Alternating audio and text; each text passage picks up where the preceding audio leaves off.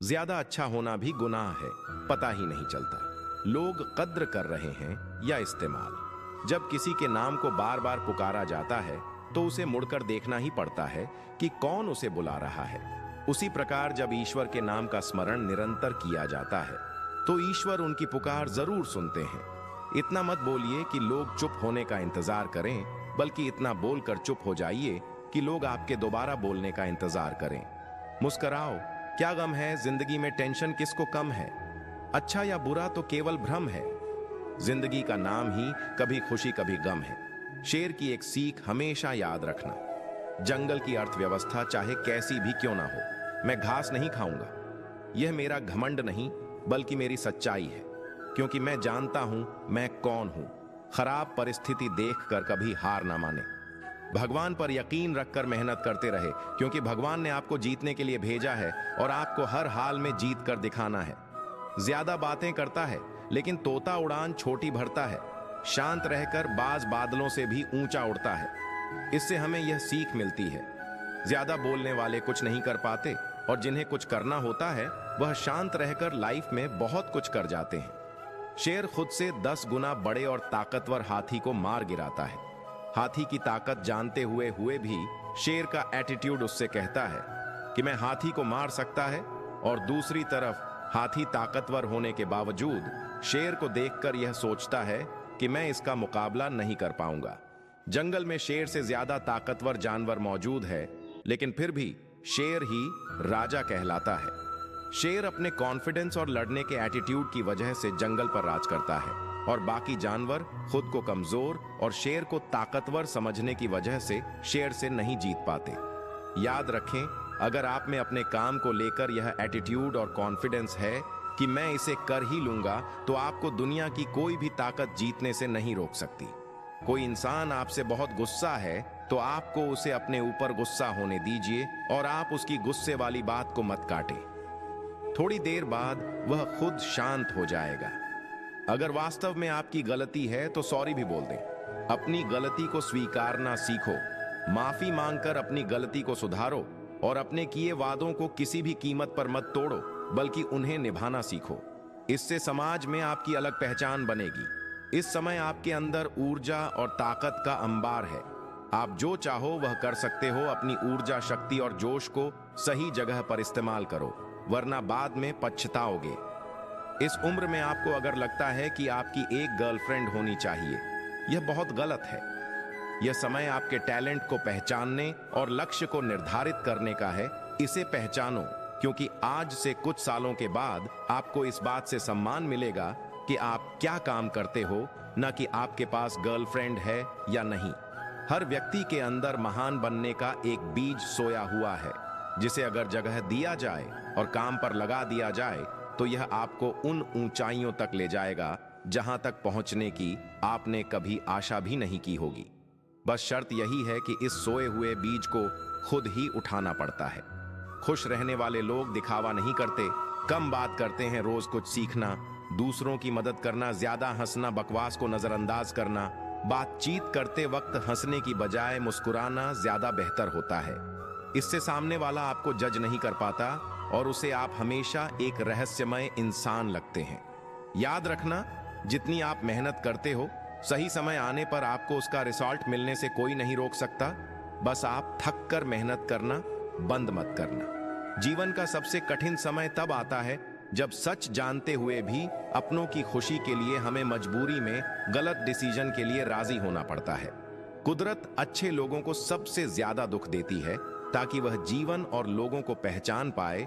दुखी व्यक्ति साधारण जीवन से बोर हो जाता है और वहीं से फिर उसके कुछ बड़ा करने की शुरुआत होती है। अगर आप अपने दुख दूसरों से शेयर नहीं करते हैं तो समझ जाए आपने जीवन जीना सीख लिया है, क्योंकि समझदार लोग यह जल्दी समझ जाते हैं कि दूसरों को अपना दुख बताने से कोई फायदा नहीं है। अपना दुख खुद को ही सहना पड़ता है, कोई भी आपकी मदद नहीं कर सकता। जिस तरह लोग मरे हुए व्यक्ति को कंधा देना पुण्य समझते हैं, उसी तरह यदि जिंदा इंसान को सहारा देना पुण्य समझने लगे, उस दिन हर किसी की जिंदगी आसान हो जाएगी। जब तक कोई मुकाम हासिल न करोगे, लोगों से प्यार और इज्जत की उम्मीद मत करो। जो अपनी इज्जत नहीं करता खुद को किसी काबिल नहीं बनाता, उसे कहीं इज्जत नहीं मिलती। मान लीजिए आप बस से कहीं जा रहे हैं और रास्ते में वह बस खराब हो गई और उसे बनने में 1 दिन का वक्त लगेगा। ऐसे हाल में आप क्या करोगे? आप वहां बैठकर इंतजार करोगे? नहीं, आप दूसरी बस लोगे और वहां से उसी वक्त निकल जाओगे। उसी तरह जीवन में कोई परेशानी आने से आप एक जगह रुककर दुखी नहीं हो सकते। आपको उसे छोड़कर आगे बढ़ना ही होगा। किसी से बदला लेना है तो इतने सफल हो जाओ कि हर जगह सिर्फ आपका नाम ही चले। किसी को मारकर या लड़कर बदला लेने से बेहतर सफल हो जाओ। वो आपको देखकर जीवन भर जलकर राख होता रहेगा। जब एक बार दिमाग में प्लान बन जाता है कि मुझे यह काम करना है, फिर मेरे पास दूसरा कोई ऑप्शन नहीं बचता। मैं यह सोचने में समय बर्बाद नहीं करता कि आज करूं, कल करूं, परसों करूं। एक बार मैंने ठान लिया कि मुझे यह करना है तो मैं उसे तुरंत स्टार्ट कर देता हूं। समय रहते सपनों को पूरे नहीं कर पाओगे तो जीते जी मर जाओगे। समय को जब आप अपने हिसाब से रखते हो तब समय आपको सुख देता है, और जब समय आपको अपने अनुसार रखता है तो समय आपको दुख देता है। कमजोर लोग अपमान का बदला लड़कर लेते हैं और बुद्धिमान लोग सफल होकर अपमान का बदला लेना है। तो इतने सफल हुए कि अपमान करने वालों की आपसे बात तक करने की औकात ना रहे। जिम्मेदार लड़के अपने पिता की दौलत पर नहीं बल्कि वे जिम्मेदारी लेकर इतनी मेहनत करते हैं कि बुढ़ापे में उनके पिता को मेहनत ना करनी पड़े। जो अपनी मेहनत पर यकीन करते हैं वे जीवन में कभी नहीं भटकते। वे एक दिन मंजिल तक पहुंच ही जाते हैं। आप जो बनना चाहते हैं उस तक जाने के रास्ते आपके पैरों के नीचे ही है। चलने की शुरुआत कीजिए। अगर आप अकेले खुश नहीं हो तो आप किसी दूसरे के साथ भी खुश नहीं रह सकते। किसी की अकड़ सहने, उससे दबने और रोने से बेहतर खुद इस लायक बन जाओ कि न किसी की अकड़ सहनी पड़े, न किसी से दबना पड़े और न किसी के लिए रोना पड़े। यदि कोई व्यक्ति बात करते वक्त कम बोलता है और जब वे बोलते हैं तो वे तेज और सीधे पॉइंट पर बोलते हैं, तो वे उनकी कुछ बातें सीक्रेट रखने की अधिक संभावना रखते हैं। हर पल तुम्हारी एक सांस कम हो रही है। कोई उसे जी लेता है, कोई उसे काट लेता है। जीवन सिर्फ एक सांस है, इसे इसकी पूर्णता में जी लो। आप जीवन काटने नहीं जीने आए हो। सच्चा प्यार और सच्चे कपल वो होते हैं जो एक दूसरे का करियर बनाने में मदद करते हैं, एक दूसरे का जीवन बर्बाद करने में नहीं। अगर आप किसी चीज को उसके मालिक के रूप में देखते हैं तो उस चीज को खरीदने की संभावना बढ़ जाती है। किसी चीज को पाने के लिए मेहनत इस हद तक कीजिए कि किस्मत भी बोल पड़े यह चीज तेरे लिए ही बनी है तुम्हें। अब उसका दिल नहीं बल्कि यह पूरी दुनिया जीतनी है। उसने किस हीरे को गंवाया है यह बात सबके सामने प्रूफ करनी है। जो लोग काम करते हुए संगीत सुनते हैं उन लोगों पर काम के दबाव का असर कम होता है। साथ ही यह भी देखा गया कि इन लोगों का बिहेवियर अपने साथी लोगों के साथ सकारात्मक रहता है। आधे से ज्यादा लोग इस दुनिया में खुश नहीं हैं। उसका कारण यह है कि लोगों का अपनी बुरी आदतों पर कंट्रोल नहीं है। सही गलत सबको पता है, लेकिन लोग जीवन में एक्शन लेने से डरते हैं, बदलाव लाने से डरते हैं और अपनी बुरी आदतों को छोड़ने से डरते हैं। अंत में यह लोग रोते हैं क्योंकि इनकी बुरी आदतें इनका जीवन बर्बाद कर देती है। जब दिल टूटता है तो कुछ लोग नया रिलेशन बनाने की तैयारी करते हैं और कुछ लोग अपनी तकदीर बनाने की तैयारी करते हैं। अगर आप 24 घंटे किसी के लिए अवेलेबल रहोगे तो यकीन मानो वह एक दिन आपकी कद्र करना बंद कर देगा। दुनिया में आए और चले गए, ऐसा जीवन मुझे नहीं चाहिए। अगर आया हूं तो कुछ ना कुछ तो बेहतर करके जाऊंगा ही। एक बार श्री राम ने कहा कि लक्ष्मण, मेरे और सीता के बीच एक विवाद हो गया है, तुम न्याय करो। लक्ष्मण जी मान गए। श्री राम ने कहा, मैं कहता हूं कि मेरे चरण सुंदर हैं, सीता कहती है कि उनके चरण सुंदर हैं। तुम दोनों के चरणों की पूजा करते हो, अब तुम ही फैसला करो कि किसके चरण सुंदर हैं। लक्ष्मण जी बोले, आप मुझे इस धर्म संकट में मत डालिए। तब श्री राम ने समझाया, तुम बैरागी हो, निर्भय होकर कहो किसके चरण सुंदर है। राम के चरणों को दिखाते हुए लक्ष्मण जी बोले कि माता, इन चरणों से आपके चरण सुंदर हैं। माता सीता खुश। इस पर लक्ष्मण जी बोले, माता अधिक खुश मत होना, भगवान राम के चरण हैं, तभी आपके चरणों की कीमत है। अब राम जी खुश हो गए। तब लक्ष्मण जी फिर बोले, आप दोनों को खुश होने की जरूरत नहीं, आप दोनों के चरणों के अलावा भी एक चरण है, जिसके कारण ही आपके चरणों की पूजा होती है। यानी आचरण आपके चरण सुंदर हैं तो उसका कारण आपका महान आचरण है।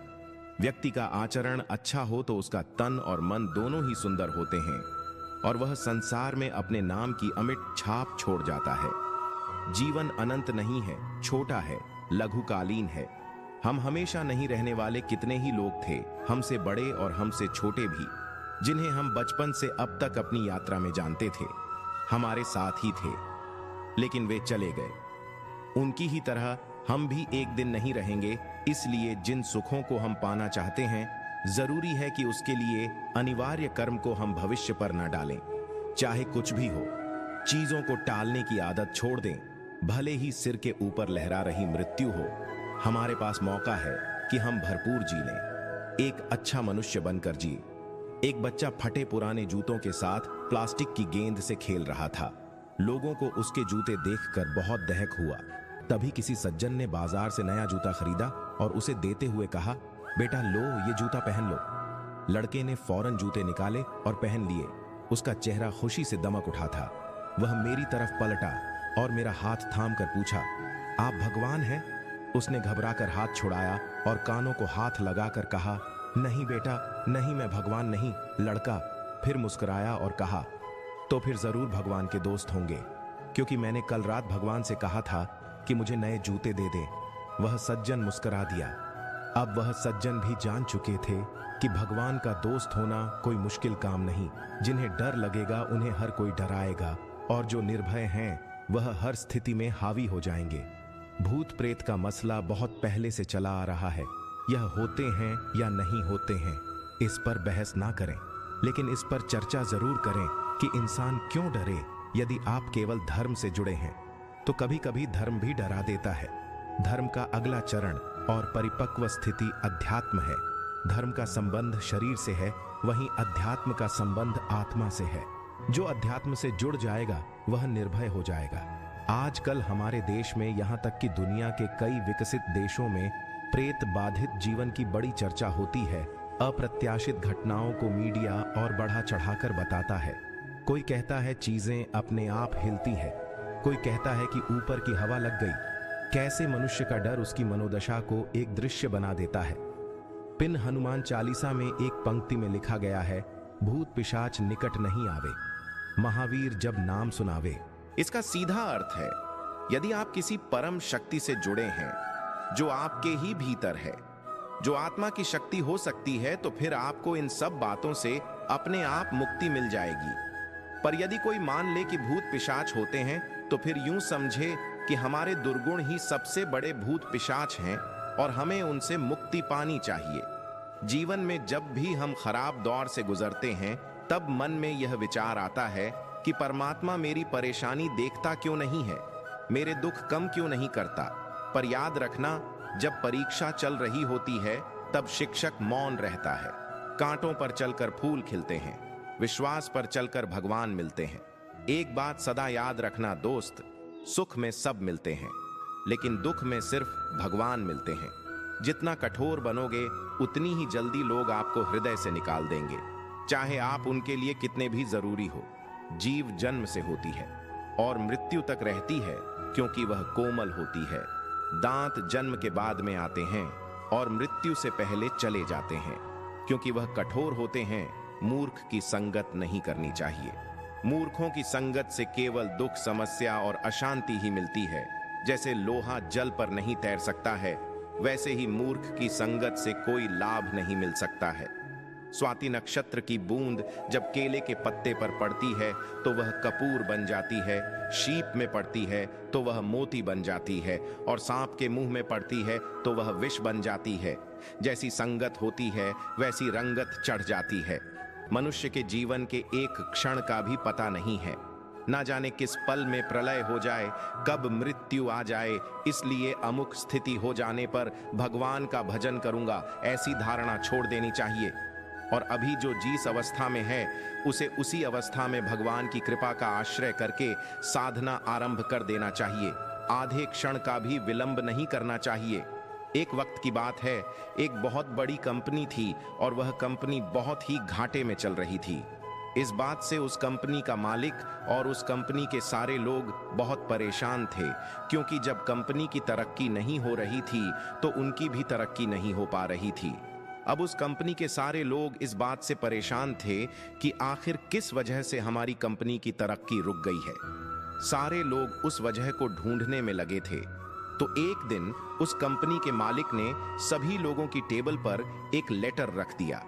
जब सारे लोग ने उस लेटर को खोलकर देखा तो उस लेटर में लिखा हुआ था कि इतने दिनों से जो हमारे कंपनी की तरक्की नहीं हो पा रही थी, इसकी वजह हमारी ही कंपनी का एक इंसान था जिसकी आज डेथ हो चुकी है, और हम सब लोग उस इंसान के घर पर अब भी जा रहे हैं। सारे लोग रेडी हो जाओ। जब सारे लोगों ने वह लेटर पढ़ा तो लोगों को खुशी तो बहुत हुई कि जिस इंसान की वजह से हमारी कंपनी की तरक्की नहीं हो पा रही थी, अब वह इंसान इस दुनिया में नहीं रहा और अब हमारी कंपनी फिर से तरक्की करने लगेंगी। लेकिन वह सारे लोग थोड़ा दुखी भी हुए कि जो भी था तो हमारी कंपनी का इंसान और आज उसकी डेथ हो चुकी है। उस कंपनी के मालिक ने सारे लोगों को एक जगह जमा किया और वह सब मिलकर उस इंसान के घर पर गए, और वहां पर एक बड़ा सा हाल था और उस हाल के बीच में एक कफन रखा हुआ था। अब उस कंपनी के सारे लोग एक एक करके उस कफन के पास जा रहे थे और उस इंसान को देख रहे थे। सारे लोग यह देखने के लिए एक्साइटेड थे कि आखिर वह इंसान कौन था। जब एक एक करके सारे लोग उस कफन के अंदर देख रहे थे तो सारे हैरान हो जा रहे थे। उस कफन में कोई इंसान नहीं था, बल्कि उस कफन में एक मिरर रखा हुआ था जिसमें उन सारे लोगों को अपनी ही शक्ल नजर आ रही थी। इस कहानी से हमें यह सीख मिलती है कि हमारी जिंदगी में हम जिस भी पोजीशन पर हैं, वह हम किसी और की वजह से नहीं बल्कि अपनी खुद की ही वजह से हैं। हम बहुत सी बार अपनी परिस्थितियों को दोष देते हैं, मजबूरी को दोष देते हैं, लेकिन हम यह नहीं सोचते हैं कि आज हम जो मजबूर है, आज हम पर जो हालात है, वह भी हमारी खुद की ही वजह से है। हम हमेशा अपने काम को कल पर टालते रहते हैं। काम करने का अभी मूड नहीं है, यह सब बहाने देकर हम खुद को ही कभी आगे बढ़ने नहीं देते हैं। अगर हम अपने काम में अपना 100% नहीं देंगे तो हमारी तरक्की कभी नहीं हो सकती। सपने तो हम बहुत बड़े बड़े देख लेते हैं, लेकिन बाद में हमें खुद पर ही शक होने लगता है कि क्या यह मेरे सपने सच हो पाएंगे, क्या मैं इन सपनों को सच कर पाऊंगा। यह शक हमारे दिल में इसीलिए पैदा होता है क्योंकि हमें खुद पता होता है कि मैं अपना सारा दिन किन चीजों पर लगा रहा हूं। हमें रोज रात में गिल्ट महसूस होता है कि मैंने आज का दिन भी बर्बाद कर दिया, वेस्ट कर दिया और काम के नाम पर कुछ नहीं किया। अगर आप भी चाहते हो कि आपको गिल्ट महसूस ना हो तो आपको उन बहानों को साइड में रखकर अपने काम पर फोकस करना पड़ेगा। वह कहते हैं ना कि मेहनत इतनी खामोशी से करो कि कामयाबी शोर मचा दे। जीवन में कितना भी बड़ा दहक क्यों ना आए, अगर उसको ठीक कर पाना आपके बस में नहीं है तो 5 मिनट से ज्यादा दहकी मत होना और आगे बढ़ जाना, तभी जीवन जीना सीख पाओगे, वरना आप जीवन भर किसी न किसी बात को लेकर दुखी ही रहोगे। अपने सपनों को पूरा करने के लिए एक निश्चित योजना बनाएं और उस पर कार्य तुरंत शुरू कर दें। फिर चाहे इस योजना को शुरू करने के लिए तैयार हो या ना हो। आप जिन लोगों के साथ रहते हैं, आपकी सोच और काम करने की क्षमता उनके जैसे ही हो जाती है। दोस्त ऐसे बनाओ जो आपको अच्छे काम करने के लिए उत्साहित करें और बुरे काम करने से तुरंत रोके।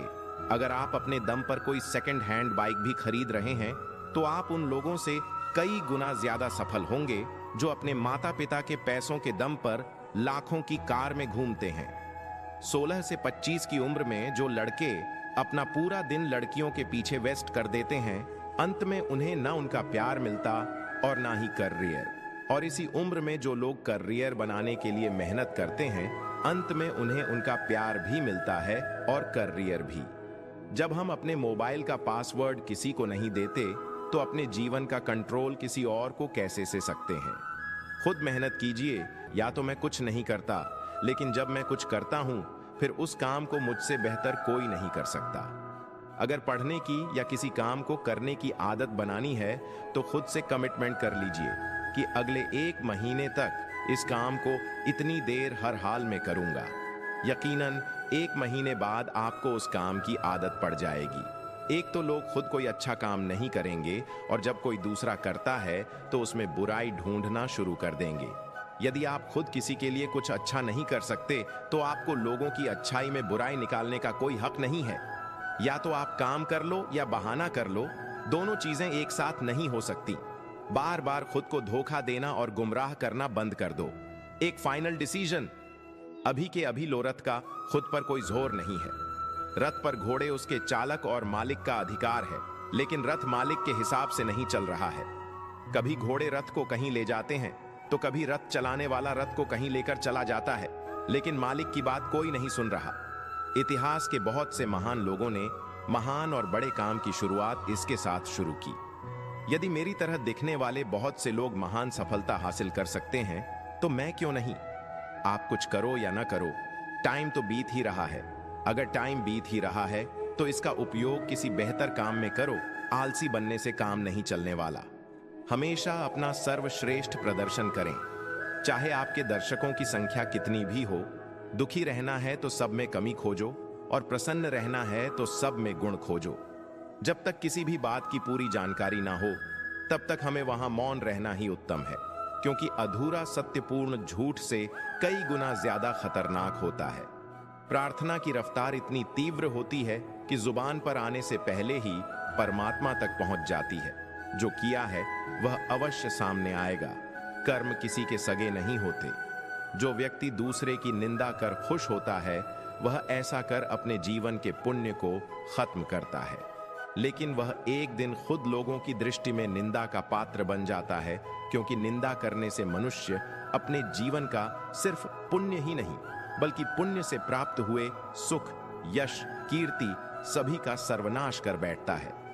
तुम उसके लिए शोक करते हो जो शोक करने के योग्य नहीं है और ज्ञान की बातें करते हो। बुद्धिमान व्यक्ति न जीवित और न ही मृत व्यक्ति के लिए शोक करते हैं। दूसरों का भला करने वाले मनुष्य को हमेशा कष्टों का सामना करना पड़ता है, क्योंकि हमेशा फल देने वाले वृक्ष को भी पत्थरों की मार सहनी पड़ती है। भगवत गीता में लिखा है, युद्ध वही जीतता है जो युद्ध में लगने वाले समय से अधिक समय तक युद्ध जीतने की तैयारी करता है। जो योद्धा युद्ध से पहले जितनी मेहनत करेगा उसे युद्ध के वक्त उतनी ही कम चोट आएगी। विश्वास करो तुम पर भगवान की बड़ी कृपा है, तभी तो तुम्हें मनुष्य देह मिला है। यह और भी विशेष कृपा समझो जो तुम्हें भजन करने की बुद्धि प्राप्त हुई और भजन के लिए सोसर मिला।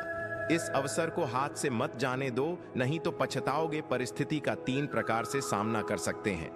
पहला, या तो उसे स्वीकार कर लें, अगर स्वीकार नहीं कर सकते तो उसे बदलने की कोशिश करें, और अगर बदल भी नहीं सकते तो उसे नियति पर छोड़ दें।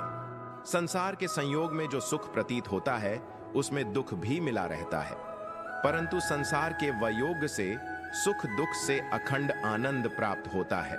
निंदा आकाश की ओर फेंके गए उस पत्थर के समान है जो लौटकर उसी पर गिरता है जिसने उसे फेंका था। यह जिंदगी हंसी है, इससे प्यार करो। अभी है रात को सुबह का इंतजार करो।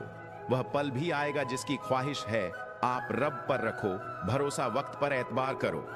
कल को आसान बनाने के लिए आज आपको कड़ी मेहनत करनी ही पड़ेगी। हमारे आलस्य की सजा सिर्फ हमारी असफलता नहीं है, दूसरों की सफलता भी है। सफलता पाने के लिए हमें पहले विश्वास करना होगा कि हम कर सकते हैं। गलती हर इंसान से होती है, लेकिन गलती सुधरता वही इंसान है जो दिल से साफ होता है और रिश्तों को खोना नहीं चाहता। जब किसी की नजरअंदाज करने की आदत हद पार कर जाए तो अजनबी बन जाना ही मुनासिब होता है। किसी पर आरोप लगाने से पहले यह देखना चाहिए कि हम स्वयं कितने सही हैं, घमंड के लिए नहीं, लेकिन कभी कभी आत्मसम्मान के लिए जिंदगी में कुछ लोगों का साथ छोड़ना पड़ता है। जिंदगी जबरदस्त है, इसे जबरदस्ती ना जिए बल्कि जबरदस्त तरीके से जिए। पूजा करने का कोई सिद्धांत नहीं है। परमात्मा हर उस दिल की सुनता है जो पवित्र, निर्दोष और ईमानदार है। जब कोई व्यक्ति अपनी समस्या को आपके सम्मुख रखता है तब वह आप पर ईश्वर के जैसे पूर्ण विश्वास रखता है। पेड़ के नीचे रखी भगवान की टूटी मूर्ति को देखकर समझ आया कि परिस्थिति चाहे जैसी भी हो पर कभी खुद को टूटने नहीं देना, वरना यह दुनिया जब टूटने पर भगवान को घर से निकाल सकती है तो फिर हमारी तो औकात ही क्या है। भले ही लड़ लेना, झगड़ लेना, पिट जाना, पीट देना, मगर बोलचाल बंद मत करना, क्योंकि बोलचाल के बंद होते ही सुलह के सारे दरवाजे बंद हो जाते हैं। गुस्सा बुरा नहीं है। गुस्से के बाद आदमी जो बेर पाल लेता है वह बुरा है। गुस्सा तो बच्चे भी करते हैं, मगर बच्चे बेर नहीं पालते। वे इधर लड़ते झगड़ते हैं और उधर अगले ही क्षण फिर एक हो जाते हैं। कितना अच्छा रहे कि हर कोई बच्चा ही रहे। जो मुस्कुरा रहा है उसे दर्द ने पाला होगा, जो चल रहा है उसके पांव में छाला होगा। बिना संघर्ष के इंसान चमक नहीं सकता यारों, जो जलेगा उसी दिए में तो उजाला होगा। उदास होने के लिए उम्र पड़ी है, नजर उठाओ, सामने जिंदगी खड़ी है, अपनी हंसी को होठों से न जाने देना, क्योंकि आपकी मुस्कुराहट के पीछे दुनिया पड़ी है। करने दो बकवास जो करते हैं, खाली बर्तन और खाली दिमाग हमेशा आवाज करते हैं। मनुष्य की मानवता उसी वक्त नष्ट हो जाती है जब उसे दूसरों के दुख पर हंसी आने लगती है। सुख में मनुष्य ईश्वर को याद नहीं करता, जब दुख में होता है तभी याद करता है, क्योंकि दुख में हम जिम्मेदारी दूसरों पर डाल देते हैं और सुख में जिम्मेदारी खुद ले लेते हैं। जब से मुझे पता चला कि मखमल के गद्दों पर सोने वालों के सपने नंगी जमीन पर सोने वालों के सपनों से मधुर नहीं होते, तब से मुझे प्रभु के न्याय में और दृढ़ श्रद्धा हो गई। एक अच्छे इंसान को धोखा देना हीरे को फेंकने और चट्टान को उठाने के समान है। सुंदरता आपकी दृष्टिकोण में होती है। किसी को कीचड़ में खिला कमल भी लुभाता है और किसी को चांद में भी दाग नजर आते हैं। आप किसी का भाग्य नहीं बदल सकते, लेकिन अच्छी प्रेरणा देकर किसी का मार्गदर्शन तो कर ही सकते हैं। श्री कृष्ण कहते हैं, जीवन में कभी मौका मिले तो सारथी बनना स्वार्थी नहीं। एक गांव में एक जवान लड़का रहता था और वह अपने आलसपन और काम चोरी के लिए मशहूर था। सभी गांववासी उसे आलसी कहकर ही पुकारना थे, क्योंकि वह पूरे दिन एक पेड़ के नीचे पड़ा रहता और लेटते लेटते वह अपने फ्यूचर के बारे में सोचता रहता और अच्छे अच्छे सपने देखता। उसके दिन ऐसे ही आलस में गुजर रहे थे, लेकिन एक दिन उस गांव में एक साधु आए जो कि अगले 3 दिनों तक उसी गांव में ठहरने वाले थे। वह दिन भर लोगों से चंदा लेते और लोगों को उपदेश देते और रात में गांव के बाहर बने मंदिर में आराम करते।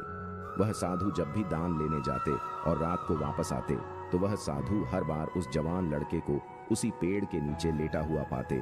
2 दिनों तक यह सब देखते रहे और समझ गए कि यह लड़का मानसिक आलस का गुलाम है।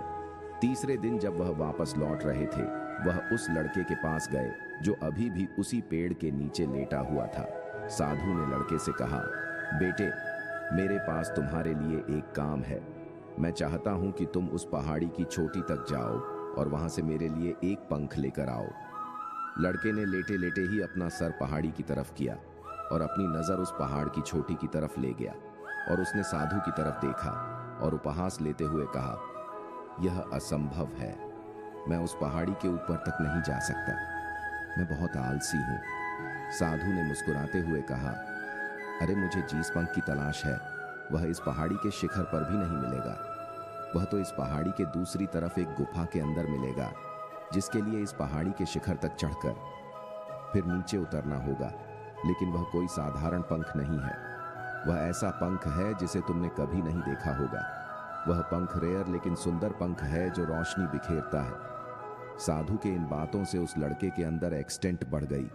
उसने आज से पहले ऐसे पंख के बारे में कभी नहीं सुना था और ऐसे रोमांचक सफर के बारे में सुनकर वह अंदर ही अंदर एक्साइटमेंट हो गया था। इसीलिए उसने साधु की चुनौती को कबूल किया और वह पहाड़ी की तरफ चल पड़ा। लेकिन चढ़ाई बहुत लंबी और मुश्किल थी। जल्द ही लड़के का शरीर थकने लगा, सांस फूलने लगी और शरीर से पसीना बहने लगा, लेकिन फिर भी उसने चलना जारी रखा। वह जैसे जैसे ऊपर और ऊपर चढ़ता गया, उसे खुशी महसूस होने लगी, जिसे उसने आज से पहले कभी महसूस नहीं किया था। आखिरकार जब वह कड़ी मेहनत और लंबी कोशिशों के बाद पहाड़ी के शिखर पर पहुंचा तो वह पूरे तरीके से थक चुका था, लेकिन वह बहुत खुश था। उसे अंदर से आत्मसंतुष्टि का एहसास हो रहा था। उसके चेहरे पर योद्धाओं जैसी मुस्कान थी, जैसे उसने कोई युद्ध जीत लिया हो। फिर उसने पहाड़ी के शिखर से नीचे देखा। उसके सामने एक बहुत ही मनमोहक नजारा था, लेकिन असली चुनौती आगे थी, क्योंकि उसे फिर उस पहाड़ी से नीचे भी उतरना था और उस गुफा को भी ढूंढना था जिसमें पंख मिलने की बात कही गई थी। नीचे उतरना बहुत ही ज्यादा मुश्किल और खतरनाक था, क्योंकि ढलान ज्यादा गहरी थी और चढ़ाई के समय लड़का बहुत बार लड़खड़ाया और गिरा भी था, तो वह डर भी उसके अंदर था। लेकिन साधु को वह पंख लाकर देने के वादे की वजह से वह लगातार आगे बढ़ता रहा।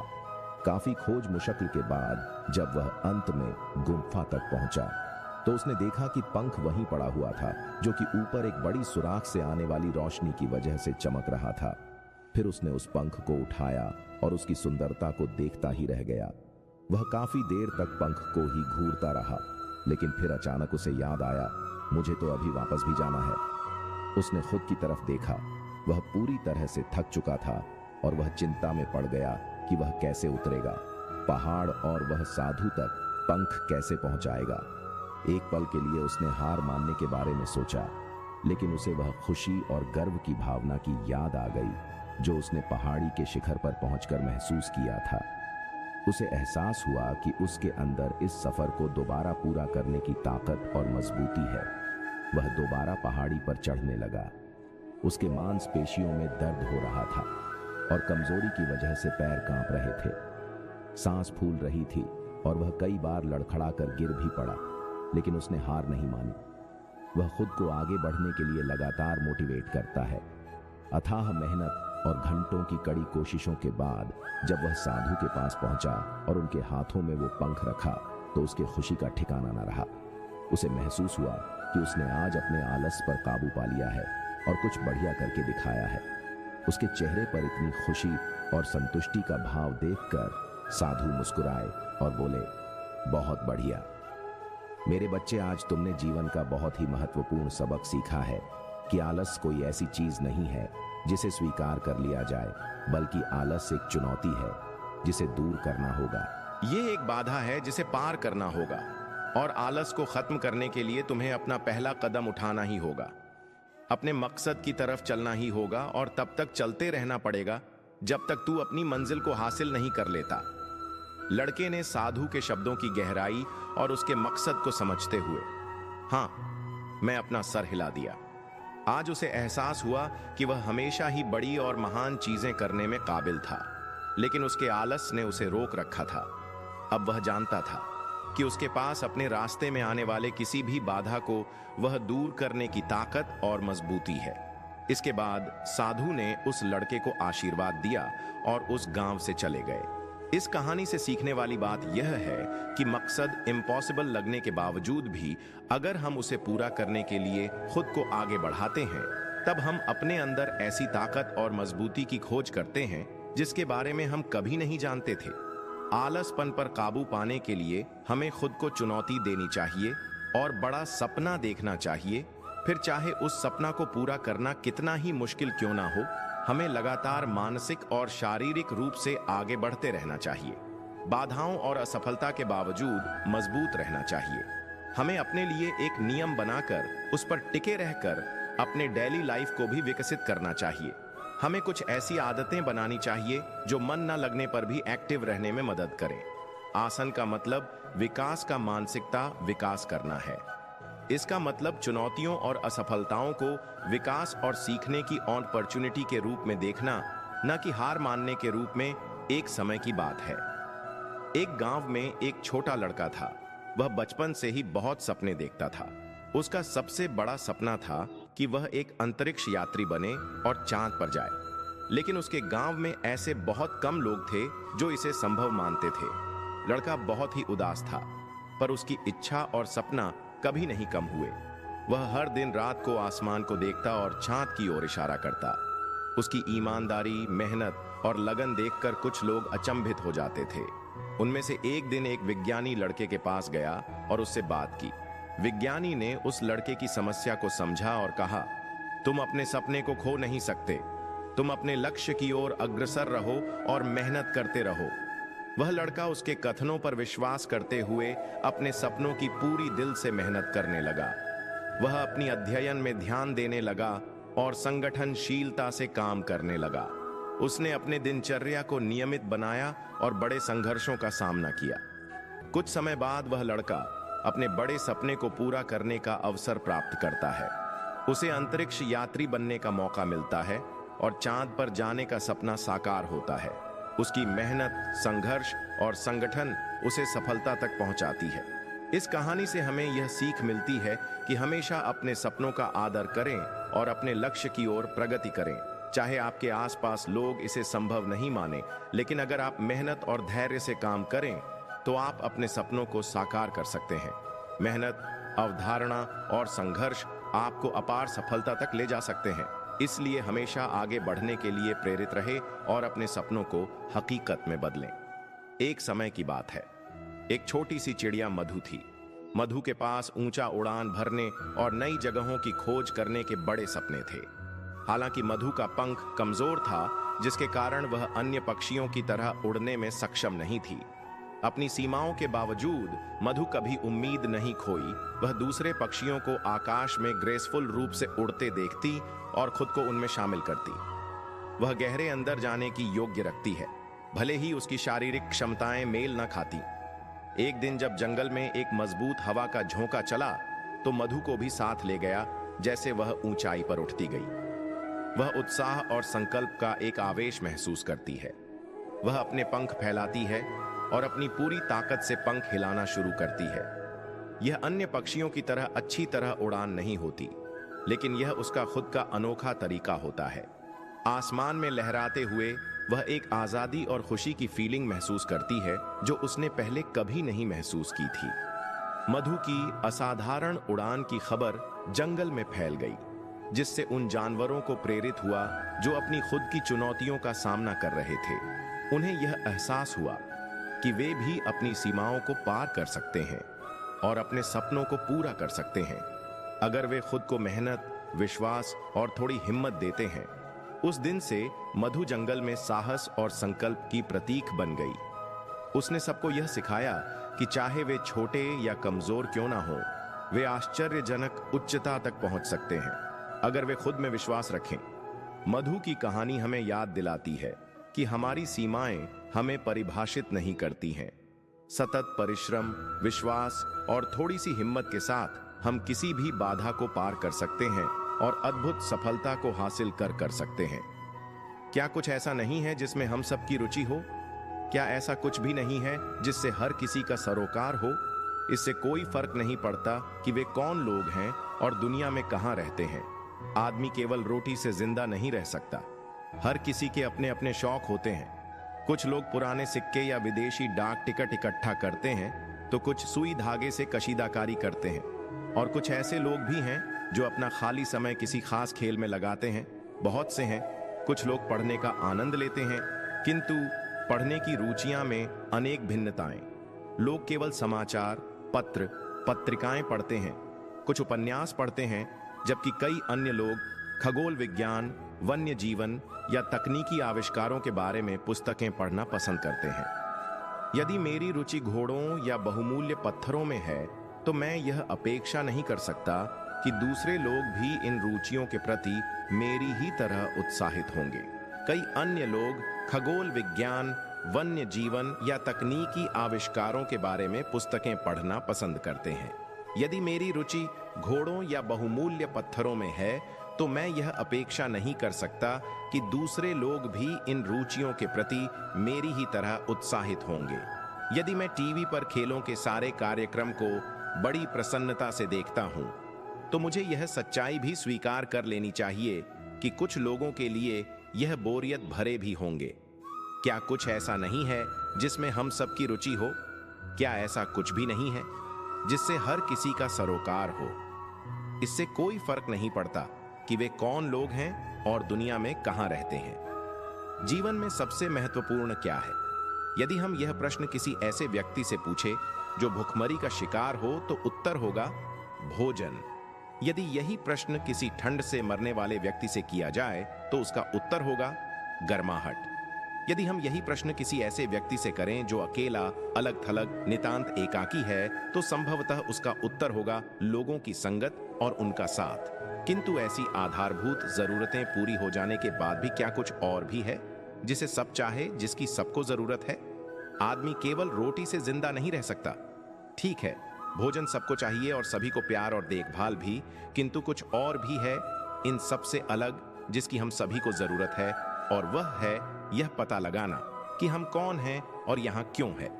इस प्रश्न में रुचि लेना डाक टिकट इकट्ठे करने में रुचि लेने जैसा नहीं है। जो लोग ऐसे प्रश्न पूछते हैं वे सभी एक ऐसी चर्चा में भाग ले रहे हैं जो इस ग्रह पर उस समय से चली आ रही है जब जब से मनुष्य यहाँ रह रहा है। यह ब्रह्मांड, यह पृथ्वी और जीवन अस्तित्व में कैसे आए। यह प्रश्न इस प्रश्न से भी बड़ा अधिक महत्वपूर्ण है कि पिछले ओलंपिक में सबसे ज्यादा स्वर्ण पदक किसने जीते, दुनिया कैसे बनी जो घटित होता है, क्या उसके पीछे कोई इच्छा या अर्थ है, क्या मृत्यु के बाद जीवन है। हम इन प्रश्नों के उत्तर कैसे दे सकते हैं, और सबसे महत्वपूर्ण कि हमें अपना जीवन कैसे जीना चाहिए। लोग इन प्रश्नों को युगों युगों से पूछते आए हैं। दुनिया में ऐसी कोई संस्कृति नहीं जिसमें इन प्रश्नों को कभी ना कभी न उठाया गया हो कि आदमी क्या है, दुनिया कहां से आई। आज भी हर व्यक्ति को इन्हीं प्रश्नों के अपने उत्तर खोजने हैं। दुनिया एक पहेली है और अधिकांश वयस्क लोग इस दुनिया को जैसी है वैसी ही स्वीकार करके संतुष्ट हो जाते हैं। दार्शनिक कभी भी दुनिया का बिल्कुल आदी नहीं होता। उसे दुनिया कुछ अनुचित, चौंकाने वाली एक पहेली जैसी दिखती है। इस प्रकार दार्शनिकों और बच्चों में एक महत्वपूर्ण सम्मान क्षमता है। आप चाहे तो कह सकते हैं कि एक दार्शनिक जीवन भर एक नन्हे बच्चे जैसा जिज्ञासु बना रहता है। अगर हम अपने प्रति ईमानदार नहीं हैं तो दूसरों के प्रति कैसे हो सकते हैं। कभी कभी हम अपने से झूठ बोलते हैं या अक्सर हम अपने से झूठ बोलते हैं। अब झूठ तो झूठ होता है, चाहे हम अपने से बोले या दूसरे से, दोनों ही हाल में हम अपने को ही ठगते हैं। एक झूठ की बुनियाद आखिर कब तक टिकेगी। हम अपनी एक दुनिया में रहते हैं, उसे में बसा हुए हम एक झूठ को ही सच समझ लेते हैं या उसे दोहराते दोहराते सच समझने लगते हैं। अक्सर हमें लगता है कि इस झूठ का दूसरे को क्या पता, लेकिन जिंदगी की वह बुनियाद इतनी कमजोर होती है कि अचानक किसी समय गिर पड़ती है। मजेदार बात है, तब भी हम अपने को नहीं कोसते, किसी दूसरे को कोसने लगते हैं। हम मानने को तैयार ही नहीं होते कि गड़बड़ हमने की थी। असल में उस तरह की जिंदगी एक तरह का शॉर्टकट है। अपना झूठ दूसरे के लिए सच नहीं हो सकता। एक नगर में एक बहुत बड़ा जुलूस निकल रहा था। बड़े हाथी पर सोने के गद्दे में बैठे हुए एक सज्जन के साथ हजारों लोग जय जयकार करते जा रहे थे। एक देहाती भी जुलूस देखने वालों में था। उसने पूछा, ये कौन है? उसके पास खड़े नागरिक ने बताया, ये अमुक सम्राट है, इसने अमुक अमुक देशों को जीता है, ईश्वर के सैकड़ों मंदिर बनवाए हैं, उनमें पूजा करने के लिए सैकड़ों पुजारी रखे हुए हैं। तब एक बहुत बड़े रथ पर, जिसे कई घोड़े खींच रहे थे, एक व्यक्ति आए, उनके साथ भी हजारों व्यक्ति थे। देहाती ने पूछा, यह कौन है? नगरवासी ने बताया, यह अमुक गुरु महाराज है, एक नया मत इन्होंने शुरू किया है, लोगों को ईश्वर की पूजा सिखाई है। तब एक और सवारी आई। कितने ही ट्रक, कितनी ही मोटर, कितने ही बैंड बाजे उनके साथ थे। हजारों लोग जय घोष कर रहे थे। देहाती ने पूछा, यह कौन है? नागरिक ने बताया, यह एक बहुत बड़े महापुरुष हैं, लोग इन्हें ईश्वर का अवतार मानते हैं। इस प्रकार कितने ही लोग निकले। सबसे अंत में एक मरी सी दुबली पतली गद्दी पर सवार एक बूढ़ा सा व्यक्ति आया, जिसके साथ कोई भी नहीं था। वह सबकी ओर देखता था, पर उसकी ओर कोई नहीं देखता था। देहाती ने पूछा, यह कौन है? नगरवासी ने कहा, यह ईश्वर है, जिसने सबको बनाया है, जो सबकी पालना करता है, सबकी शक्ति है। यही बात संसार में हो रही है। इसे ईश्वर और आत्मा की नहीं, उन वस्तुओं की आवश्यकता है जो थोड़ी देर के लिए बनती है और फिर सदा के लिए समाप्त हो जाती है। इससे हमें यह सीख मिलती है, ईश्वर को सब मानते हैं, पर ईश्वर की कोई नहीं मानता। एक बहुत समय की बात है, भूंड नामक एक विचित्र पक्षी रहता था, जिसके सिर दो थे, किंतु धड़ एक ही था। दोनों सिर के अंदर कोई एकता नहीं थी। दो दिमाग होने की वजह से वे दो दिशाओं में सोचते थे। यदि एक दिमाग एक दिशा की ओर जाने की सोचता था, तो दूसरा दूसरी दिशा की ओर जाने की सोचता था। दोनों सिर का एक दूसरे से बैर था। गदन भारू भोजन की तलाश के लिए निकला। उसे एक फल गिरा दिखा तो उसने मारी और बोला, वाह क्या मस्त फल है, इसको तो मैं ही खाऊंगा, मैं भी चक्कर देख लेता हूं।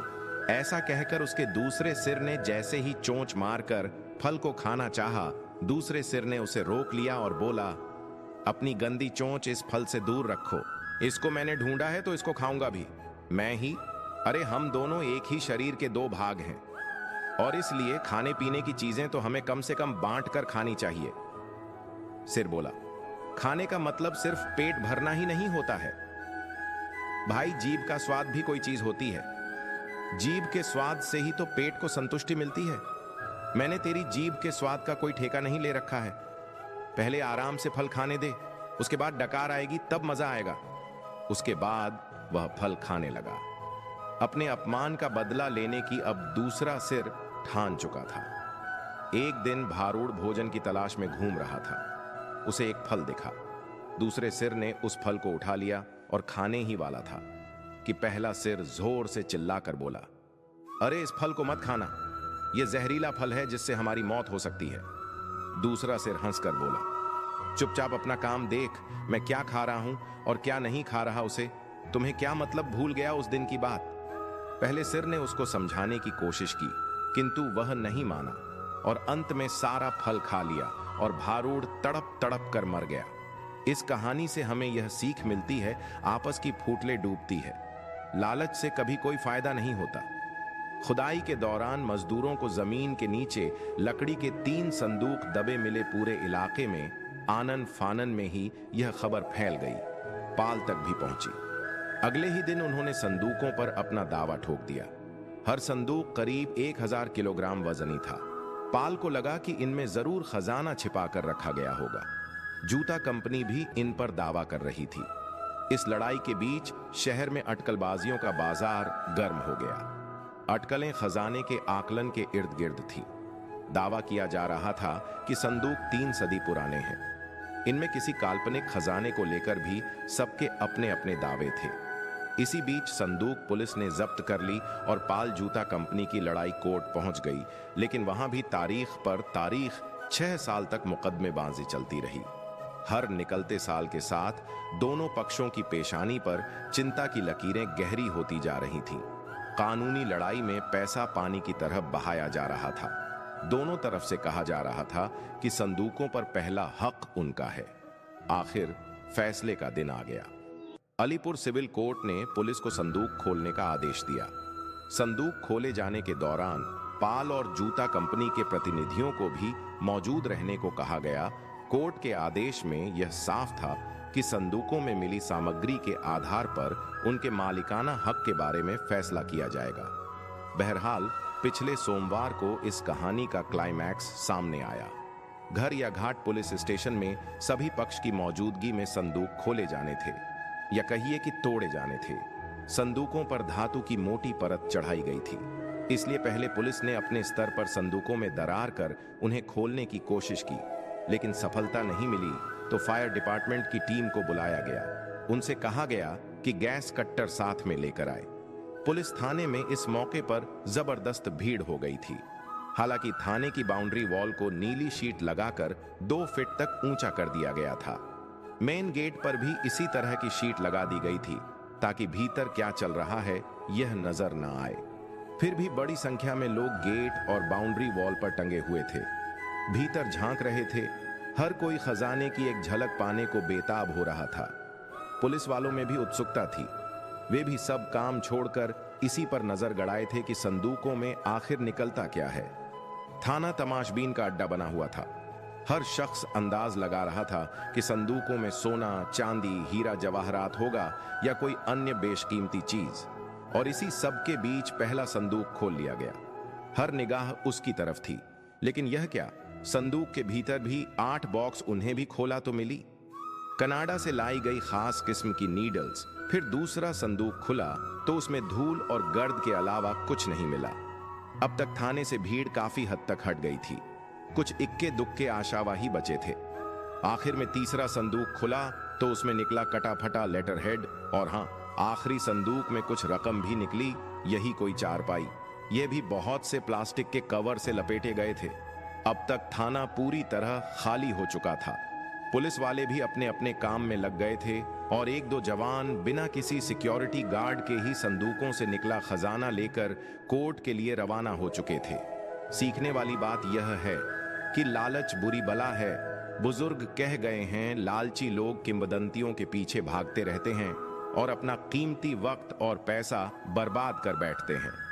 अपने अतीत को भूल जाएं, इसे जितना याद रखेंगे उतने ही अधिक परेशान होंगे। भूत को भूलने के लिए मन को स्थिर करना होगा और यहाँ काम आएगा ध्यान यानी मेडिटेशन से। कभी कभार कोई हमारे सामने या हमसे जुड़ी कुछ ऐसी बात बोल देता है जिसे भूलना अत्यंत कठिन हो जाता है। वह तो यह बात 2 मिनट में कह जाता है, लेकिन हमें उसे भूलने में 2 महीने या 2 साल तक लग जाते हैं। 2 मिनट में भी होता है। आप उसे हमेशा के लिए याद रख लेते हैं। आप अपने दिमाग में कुछ उस बात को दोहराते रहते हैं। जब किसी से बात होती है तब भी आप उस घटना का जिक्र करते हैं। आप अपने मस्तिष्क में उस दृश्य का चित्रण हर समय करते ही रहते हैं। आप हर समय उस घटना का विभिन्न दृष्टिकोण से विश्लेषण करते रहते हैं और उसे सही, गलत, बुरा, दुखद आदि जैसी बातों से जज करने लगते हैं। आप जितनी बार उस घटना पर विचार करेंगे उतनी ही बार और उतना ही ज्यादा आप नए नए निष्कर्षों तक पहुंचेंगे। इनमें से अधिकांश बातों का स्वभाव नकारात्मक ही होता है। ऐसा करने से आप अपने मस्तिष्क में मौजूद इस घटना को और मजबूती प्रदान करते हैं। पहले वह आपके अवचेतन मन में रहती है और धीरे धीरे वह आपकी चेतना में घर कर जाती है। ऐसी स्थिति के बाद भी आपको उनके द्वारा कही गई बातें याद रहती हैं, जबकि जिस व्यक्ति ने वह बात कही थी वह तो कब का उसे भूलकर आगे बढ़ चुका है। ये कुछ ऐसा है कि आपका पड़ोसी अपने घर का कूड़ा निकालकर आपके घर में फेंक कर भूल जाता है कि उसने कुछ किया था। अब उस कूड़े को साफ करने की जिम्मेदारी आपकी है। वह तो ऐसा करके अपने घर को साफ कर चुका है। कोई आपसे अपशब्द कहता है और फिर इसे भूल जाता है, परंतु उन अपशब्दों का आपके ऊपर गहरा प्रभाव पड़ता है। हमें यह समझना चाहिए कि अतीत अब बीत चुका है, उसके साथ जुड़ी यादें भी बीत चुकी हैं। आपके पास अगर कुछ है तो वह है वर्तमान, जिसे जीना और अपने लिए उसे खुशगवार बनाना आपकी जिम्मेदारी है। हमें सबसे अधिक काम वर्तमान को लेकर करना चाहिए। सबसे ज्यादा सावधानी वर्तमान के प्रति रखनी चाहिए। इसी अवस्था में जीवन जीवंत है। भूतकाल में जीवन के साथ यादें हैं, भविष्य में जीवन एक कल्पना है, लेकिन वर्तमान में जीवन जिंदा है। जिंदगी को जिंदा देखना हो तो वर्तमान को ठीक से जीना सीखना होगा। वैसे तो मुर्दे के पास भी एक जिंदगी होती है।